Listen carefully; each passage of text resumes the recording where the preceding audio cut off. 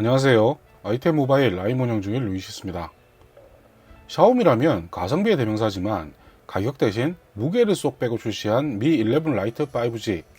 자, 이보다 더 가벼운 스마트폰이 없었던 건 아니지만 6인치 중반대의 디스플레이에 5G 스마트폰 중에서는 가장 가벼운 스마트폰이라고 봐도 무리는 아닐 겁니다.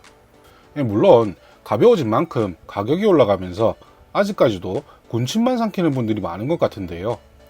그저 즐겁게 사용하다 보니까 카메라 리뷰를 마치고도 2주가 훌쩍 지나버렸고, 더 늦어지면 미 11 라이트 5G의 매력을 알려드리는 것도 포기해버릴 것 같아서 급하게 실사용하면서 느낀 점들 정리해봤습니다. 2015년 말부터 여러 샤오미 스마트폰을 사용해왔지만 그저 꺼내는 것만으로도 주변에서 관심을 보이는 스마트폰은 미 11 라이트 5G가 처음이었습니다. 꺼내기만 해도 와, 폰 이쁘다, 이거 어디 거야? 라면서 덥석덥석 집어가버리고, 직접 들어보고는 가벼운 무게와 슬림한 두께에 놀라는 모습을 언제나 볼 수 있었는데요. 옐로우를 구매하는 바람에 더 관심을 받은 것도 있겠지만, 제 큰 얼굴을 감쌀 정도의 크기를 가진 스마트폰 중에서는 이런 색상의 스마트폰이 출시된 적이 없으니까 더더욱 관심을 받을 수밖에 없었던 거겠죠. 물론 감탄을 하다가도 샤오미 스마트폰이라면 별말 없이 슬그머니 내려놓는 건 아직까지 남아있는 중국 제품에 대한 불신과 최근 중국의 어이없는 삽질 덕분에 불거진 반중 정서가 반영이 되었다고 봐야 될 텐데요. 그렇다 하더라도 제가 지금까지 흔히 들고 다니던 투박한 샤오미 스마트폰이 아니라 디자인까지도 훌륭한 샤오미 스마트폰이라는 점, 그리고 최근 스마트폰들이 너무 무거워지고 있다는 점은 모두 공감을 했습니다. 가벼운 무게를 중심으로 한 디자인도 디자인이지만 미 11 라이트 5G는 단순히 가볍고 디자인만 좋은 폰은 아니죠. 성능 리뷰에서도 잠시 말씀을 드렸었지만 지금 가지고 있는 여러 안드로이드 스마트폰 중에서도 미 11 라이트 5G보다 확실히 성능이 좋다고 느끼는 건 K40 게이밍 에디션 뿐입니다.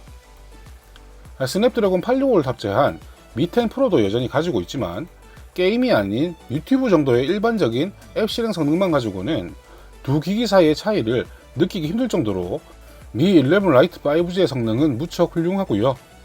대신 GPU 성능이 스냅드래곤 855급이라서 최신 플래그십 대비 게임 성능이 조금 부족하지만 지금까지는 이런 성능의 중국기도 없었죠. 최신 플래그십의 반응 속도를 원하는 분들에게는 조금 부족할 수도 있습니다. 그렇지만 그 차이도 지금까지의 중국기들처럼 그리 크게 다가오진 않을 겁니다. 무게나 성능에는 만족을 했지만 홍미노트 10 프로에서 아몰레드 적응에 다시 실패를 했었고, 미 11 라이트 5G 역시도 걱정이 될 수밖에 없었는데요. 다행히도 LCD와 비슷한 듯한 연한 색감을 기본 설정으로 가지고 있는 미 11 라이트 5G는 2주 넘게 실사용을 하면서도 특별히 눈이 피로해진다거나 안구 건조증이 재발한다거나 하진 않았습니다. 대신 실사용하면서 다른 분들의 후기도 살펴보니까 이 디스플레이에 대해서 이런저런 말들이 있는 것 같던데요. 특히나 디스플레이 공급사에 따라서 PPI가 떨어진다는 글까지 보이던데, 샤오미가 그런 장난을 칠 정도로 구멍가게도 아니고 300ppi 미만이라면 실사용하면서 디스플레이가 선명하지 못하다는 느낌이 들었어야 하는데 그런 점들도 없었으니까요. 딱히 걱정할 만한 문제는 아닐 거라 생각됩니다. 그리고 통신 3사 VoLTE가 가능하다는 건 앞선 리뷰에서도 말씀을 드렸던 것 같은데요. 음성통화는 문제가 없었지만 실사용 중에 KT는 문자 송수신에서 문제가 발생을 했습니다. 듀얼심 스마트폰이라면 데이터 회선으로 지정하는 회선이 메인 회선으로 인식되는 것이 일반적인데요. KT는 사용을 시작할 때도 문자 수신이 지연되는 증상이 있었지만 이제는 데이터 회선으로 지정하지 않으면 문자 자체가 수신이 되질 않습니다.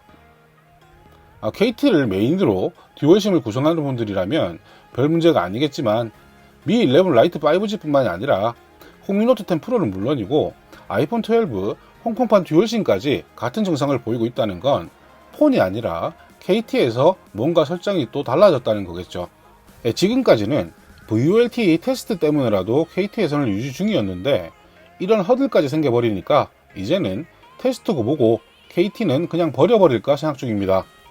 이외에 배터리 역시도 조금은 아쉬웠는데요.